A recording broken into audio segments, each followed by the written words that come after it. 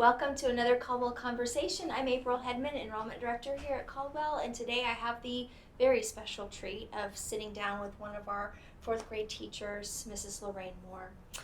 Lorraine, I would love to talk about how you came to Caldwell and how long you've been here and what has made you stay at Caldwell. Well, I first came to Caldwell as a parent, and I was looking for a quality education for my children, but I wanted a Christian emphasis. And it seemed like in those days you either found a school that was quality education and no Christian, or Christian with not really quality education. So I felt like Caldwell blended it beautifully. Yes.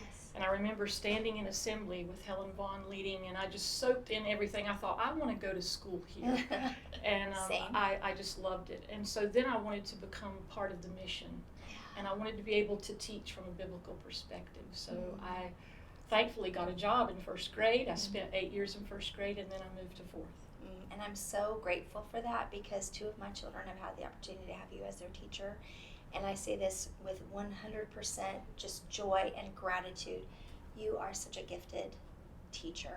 You truly have God's anointing. I appreciate you saying that. It's only through God, and I have enjoyed the Hedmans thoroughly. And all my students, I love keeping up with all of them. Oh, that's wonderful. Let's talk about classical education. What do you like about that model as a teacher and as a parent?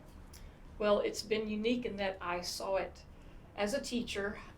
When I was in first grade, I saw the foundation laid. And when I went to fourth grade, I was like, wow, we're doing something really good here, because I saw how we could delve deeper into the subjects, how the students made connections amongst all of the subject matter.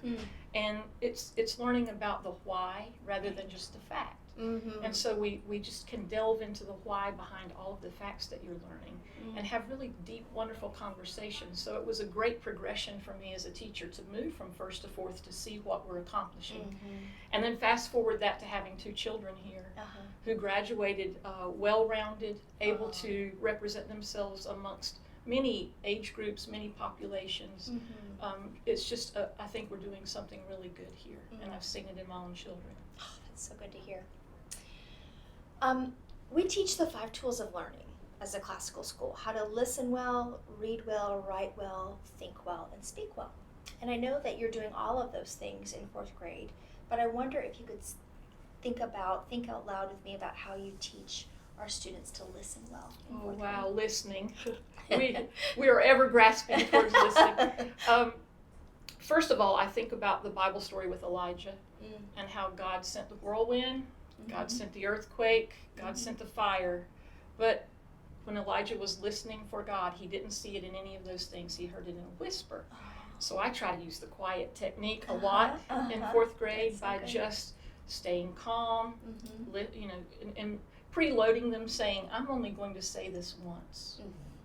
And it gives more emphasis, because I think if you put all this clutter around it, they often lose focus. And sometimes I can even get them to listen without saying a word. And the fact that I just stand quietly still. We had an incident the other day in fourth grade where just all of a sudden they started lining up, and we weren't ready to line up, and I was standing there and I just stood and waited, and they all looked at each other like, what's going on, and I thought, if I wait long enough, it will dawn on one of them. And it did. Yes. And they looked at each other and said, she didn't say to line up. And so that was a great lesson. And now, do you know that every day they listen to me intently to say to line up? It's just the way things happen. That's really great technique. Let's talk about your daughter who teaches here now. She graduated, as you said, and is alumni of Caldwell Academy and has come back to teach in our science department in the rhetoric school. What has that been like for you? What a joy that has been.